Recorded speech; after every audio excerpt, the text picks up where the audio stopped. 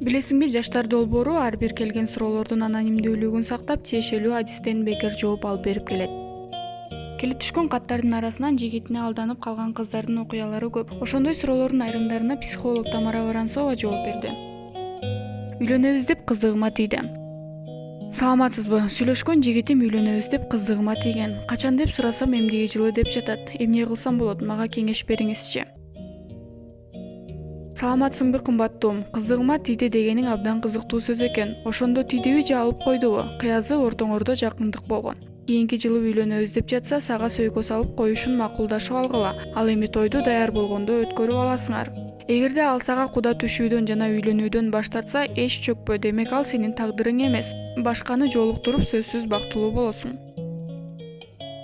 Өзүмдөн 5 жашуулуу жигитке алданып калдым. Анын ар бир сөзүнө ишенгем. Бирок мен ойлогондой болбоду.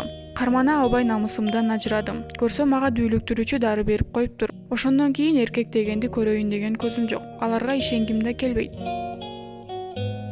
Кымбаттуум, канча жашта экениңди жазбапсың. Себеби 15 жашта башка, 30да башка кеңеш берилет. Эсиңден чыгарба, моралдык жактан кандай болсоң ошол бойдон калдың. Жаман болуп кеткен жоксуң. Өткөндү көп ойлоно бербе. Бизде эркектер жаш кезинен кылган иш-аракетине жооп берүүгө үйрөнүшкөн эмес. Жашоодо ар кандай учурлар болот. Курбуларыңа да айтуунун кереги жок. Бүгүн дос болгон адамың эртең сатып кетиши мүмкүн.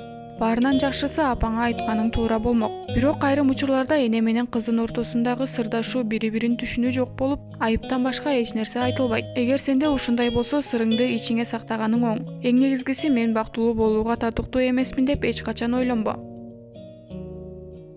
Урматтуу окурман, эгерде суроолоруңузга жооп таппай жүрсөңүз, Билесиңби KG сайтына же болбосо 0704 00 46 08 WhatsApp номерине жазсаңыз болот.